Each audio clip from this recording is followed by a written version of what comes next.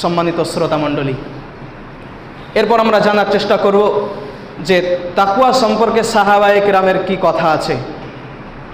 আব্দুল্লাহ ইবনে মাসউদ রাদিয়াল্লাহু তাআলা আনহু বলছেন যে তিনটি জিনিসের নাম তাকওয়া। তিনি বললেন তিনটি বিষয়ের নাম তাকওয়া। এক নম্বরে তিনি বললেন আইয়ুতা আল্লাহ ফালা ইউসা। তাকওয়া হলো তুমি আল্লাহর আনুগত্য করবে, আল্লাহর নাফরমানি করবে না। মানে একজন তাকওয়াশীল ব্যক্তি সে সর্বদা সর্ব অবস্থাতেই আল্লাহর আনুগত্য করবে। কখনোই একজন তাকওয়াশীল ব্যক্তি আল্লাহর নাফরমানি করতে পারে না, আল্লাহর হুকুম অমান্য করতে পারে না। তিনি এক নম্বরে বললেন আইয়ুতা আল্লাহ ফালা ইউসা। তাকওয়া হলো আল্লাহর আনুগত্য করা, আল্লাহর নাফরমানি না করা। দ্বিতীয় নম্বরে তিনি বললেন ওয়ায়ুযকারা ফালা ইউনসা। তাকওয়া হলো আল্লাহকে স্মরণ করা, আল্লাহকে ভুলে না যাওয়া। মানে একজন তাকওয়াশীল ব্যক্তি যেখানেই থাকুক, যে অবস্থাতেই থাকুক, সে সব সময় সর্বাবস্থাতেই সে আল্লাহকে স্মরণ করবে, কখনো আল্লাহর স্মরণ থেকে বিমুখ হয়ে যাবে না। তৃতীয় নম্বরে আব্দুল্লাহ ইবনে মাসউদ রাদিয়াল্লাহু তাআলা আনহু বললেন ওয়া ইশকারা ফালা ইকফার। তাকওয়া হলো তুমি আল্লাহর শুকরিয়া করবে, তুমি কৃতজ্ঞতা জ্ঞাপন করবে, কখনো অকৃতজ্ঞ হবে না। মানে একজন তাকওয়াশীল ব্যক্তি, একজন মুত্তাকি ব্যক্তি, সে সর্বদা আল্লাহর কৃতজ্ঞতা স্বীকার করে, সে কখনো অকৃতজ্ঞ হয় না। এছাড়াও হযরতে আলী রাদিয়াল্লাহু তাআলা আনহু বলছেন যে চারটি জিনিসের নাম তাকওয়া। তিনি বলছেন আত-তাকওয়া হিয়াল খাউফু মিনাল জালিল। তাকওয়া হলো এক নম্বরে আল্লাহকে ভয় করা। তাকওয়া হচ্ছে আল্লাহকে ভয় করা। দ্বিতীয় নম্বরে তিনি বললেন ওয়াল আমালু বিত-তানজিল। তাকওয়া হলো আল্লাহ তাবারাকা ওয়া তাআলা যা নাজিল করেছেন তার উপরে আমল করা, অর্থাৎ কোরআন মাজিদের প্রত্যেকটি বিধিবিধান পুঙ্খানুপুঙ্খ মেনে চলা। তাকওয়া হচ্ছে আল্লাহর নাজিলকৃত হুকুম আহকামগুলোকে মেনে চলা। কোনো মানুষ যদি কোরআনকে সুবিধা মতো মানে, কোনোটা ছেড়ে দেয়, যেটা ভালো লাগলো মানলো, যেটা ভালো লাগলো না সেটা ছেড়ে দিল, কোনো মানুষ যদি এই রকম মন মতো কোরআনকে মানে, সে তাকওয়াশীল ব্যক্তি নয়। যেমন আলী রাদিয়াল্লাহু তাআলা বলছেন তাকওয়া হলো ওয়াল আমালু বিত-তানজিল। আল্লাহ তাবারাকা ওয়া তাআলা যা নাজিল করেছেন তার উপরে আমল করা, এটি হচ্ছে তাকওয়াশীল ব্যক্তির পরিচয়। সম্মানিত শ্রোতা মণ্ডলী, এরপর তিনি তৃতীয় নম্বরে বলছেন ওয়াল কানাআতু বিল কলিল। তাকওয়া হলো অল্পতে সন্তুষ্ট হওয়া।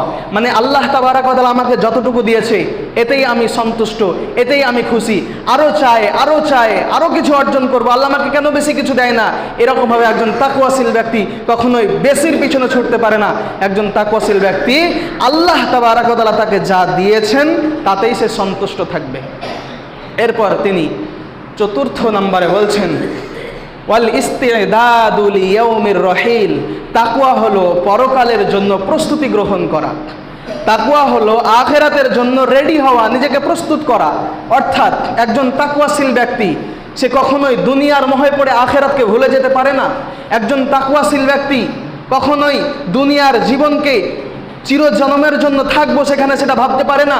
একজন তাকওয়াশীল ব্যক্তি সে দুনিয়ার জীবনকে এমনভাবে অতিবাহিত করবে, দুনিয়ার জীবনকে এমনভাবে কাটাবে যেন সে পরকালে যাওয়ার জন্য রেডি হচ্ছে, যেন সে আখিরাতে যাওয়ার জন্য, কবরে যাওয়ার জন্য যেন সে তার আমলের ব্যাগটাকে রেডি করছে। সম্মানিত শ্রোতা মণ্ডলী, হযরতে ওমর বিন খাত্তাব রাদিয়াল্লাহু তাআলা আনহু তিনি যখন মুসলিম জাহানের খলিফা, তিনি যখন মদিনার প্রেসিডেন্ট, এমতো অবস্থায় তিনি তার সঙ্গী সাথীদেরকে বলছেন যে তোমরা কেউ কি নবীজির কাছ থেকে আল্লাহর ভয় সম্পর্কে কিছু শুনেছ? তখন উবাই বিন কাব নামের একজন সাহাবী বললেন হে আমিরুল মুমিনিন, হে খলিফাতুল মুসলিমিন, আমি নবীজির কাছ থেকে আল্লাহর ভয় সম্পর্কে কিছু শুনেছি। তখন হযরত ওমর বলছে কি শুনেছো তাহলে আমাকে শোনাও।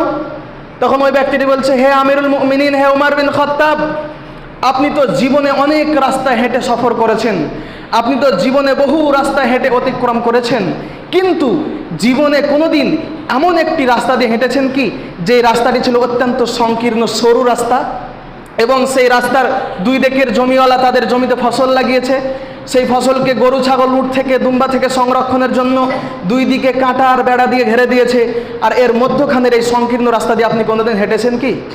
হযরত ওমর বলছে, হ্যাঁ আমি ওই রকম রাস্তায় হেঁটেছিলাম। তখন ওই ব্যক্তিটি বলছে, হে আমিরুল মুমিনিন, আপনি কিভাবে ওই রাস্তায় হেঁটেছিলেন? তখন হযরত ওমর বলছে, আমি ওই রাস্তাটি খুবই সাবধানের সহিত অতিক্রম করেছিলাম, যাতে আমার পায়ে কাঁটাবিদ্ধ না হয়, যাতে আমার কাপড়ে কাঁটার আঁচড় লেগে না যায়। আমি খুব সতর্কতার সহিত ওই রাস্তাটি অতিক্রম করেছিলাম।